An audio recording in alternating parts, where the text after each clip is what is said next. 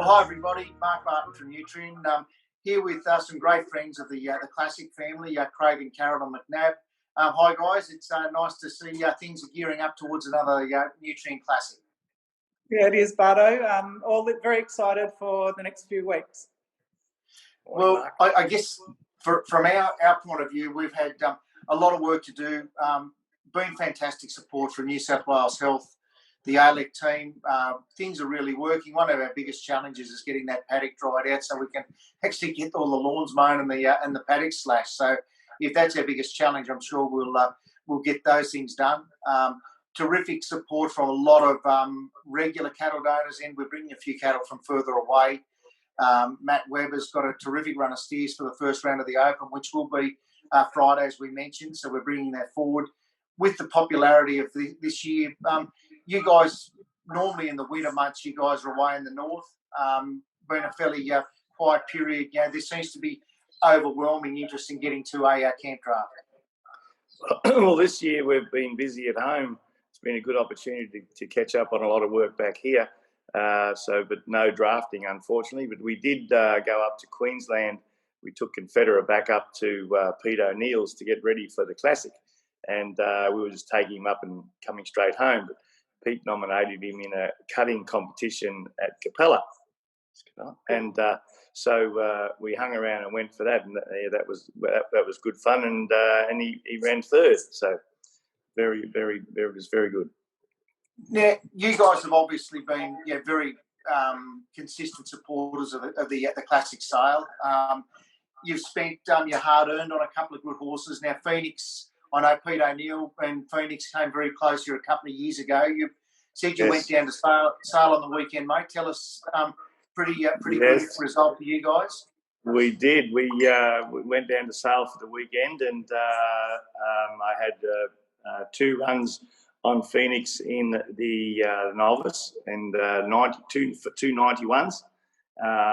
Harry went down and rode for Harry as well, and I had out of about 6 runs, I missed the gate once, and Phoenix in tune for the Classic, for the Open at the Classic. Yeah, so the Open draft, mate. Phoenix will be back there. You've got him, and what's your other run there for the Open this year? Old Spotty. And our Spotty was bought at Landmark back in 2013. We bought Spotty, and of course the last Warwick Gold Cup, Spotty got me into the final. So very thrilled.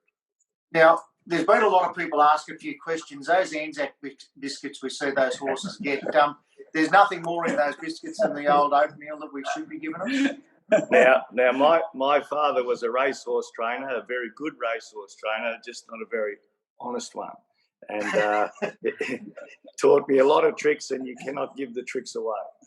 Well, it's probably every need for a competitive advantage. Tell me, we talk about a Confederate. I know, one of the top-selling horses in 2019 goes back to that Knipes family, where they've bred some fantastic horses. You always think of Cody Law and Conray, of course, but by Conman, there's the value of the horse, there's the genetics. What value do you put on the couple of seasons with a Pete O'Neill? Oh, well, you couldn't value that. He loves the horse. I don't think I'll ever get him back, but I just liked him at the sale as a horse, not as a colt. I was never interested in keeping him as a colt, and he's just he fits into our team superbly. And I guess Phoenix is probably that example where you get that foundation on a horse. You've made the investment, but look, I think there's horses that become personalities in the sport. The likes of the Conman and the one stylishes and so on. I think Phoenix in the south, he's certainly become one of those personalities. People love to watch that horse running. Seems to probably make it a bit too easy. It's always you see sometimes that hard run sometimes gets rewarded, but a horse like him that puts them round. It's we're really thrilled to see him come back, and they're true graduates in the thoroughbred game, like graduates of the sales system. Are something that our agents are very proud of, and we're proud of the fact that we've got those same breeders bringing them back again this year. But in a couple of other things, obviously with the program of camp drafting across the country being slow, you guys were kind enough to provide your property and your facilities for a really important cause, manning camp drafting. Carolyn, just tell us a little bit about that weekend and what the aims were and what you guys achieved with the Classic Ladies. Yeah, the Classic Ladies Foundation have run a women in camp drafting event the event's been running for about 10 years, and we've had custodianship of it for a couple of years now. And the boys were calling out for a similar type of concept. So we tried to go men in camp drafting before COVID, and we just missed our spot back in March. So we were able to sneak one in just before Christmas. Got a bit pushed, but we ran a really successful event here for 62 blokes, all about getting together. They had a few lessons. We had Terry and Ben Hall down. Rob T came down from Scone for us. And we had Steve Hart was here as well. And then we had a couple of local blokes for cutting side of things. Aaron Wheatley and Corey Holden came across and gave us a hand. And it was really mainly about getting the blokes together, getting that chat going like the girls do so well now, and just trying to put that into the men so that they come and feel comfortable. The girls ourselves, we just fed them and left them, and we didn't interfere. We weren't at the bar, we didn't do anything. We just we came up to the house and let the boys be boys, and we've got no idea what went on.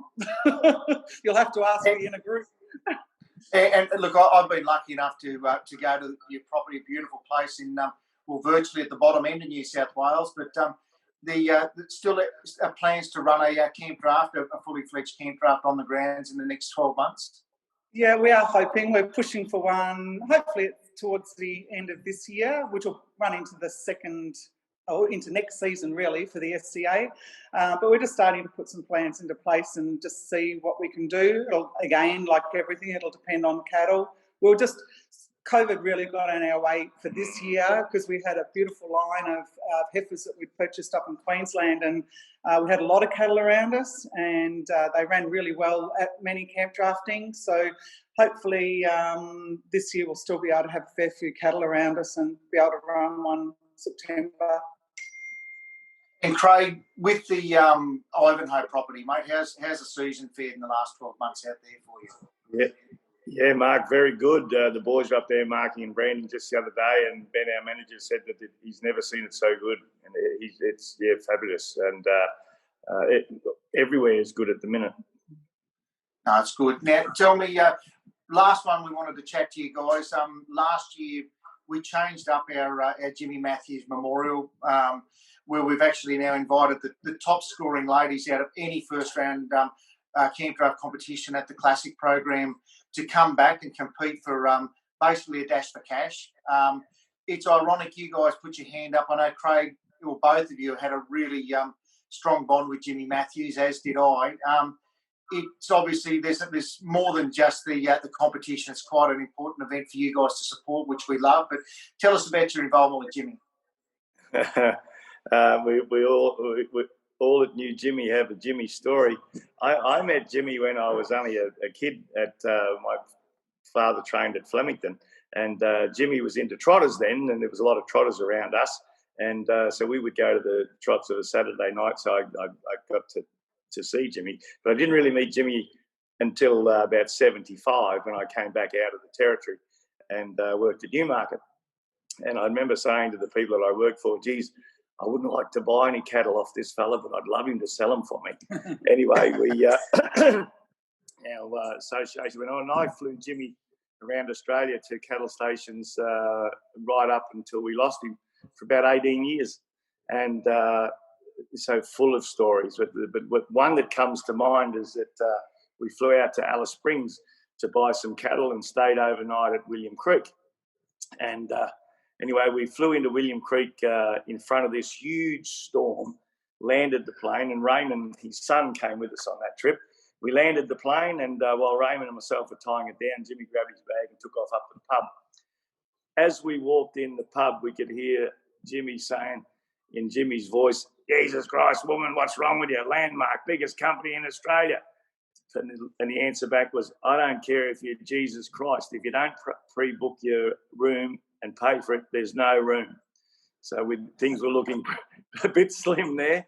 Anyway, Jimmy, being Jimmy, smoothed it all over. We did get our room. The next morning, Raymond and myself went up into the kitchen for breakfast. Here's Jimmy sitting up there with bacon and eggs, and this lady is pampering him like you wouldn't believe. So much so that when we left, now, Jimmy, you make sure you come back tonight. We'll be putting roast dinner on tonight. that was Jimmy. And so for Jimmy for the ladies draft for the Jimmy Matthews ladies draft is appropriate. Jimmy's granddaughters were camp drafters, especially Raymond's daughters, and we all know how Jimmy loved women, and and it took a big interest in the ladies drafts, and so appropriate, and for us to sponsor it, it's an honour. And it's also a great combination. Pete O'Neill's riding your horse back in the challenge in the camp draft, and Pete's agreed to come and officiate over that final, which is great. And, Carolyn, 1,200 odd runs in there, a lot of ladies. We've seen more ladies probably entered this year. That prize with cash and prize is nearly $10,000. It means a lot, I think, for ladies to actually get that chance to be on that big stage.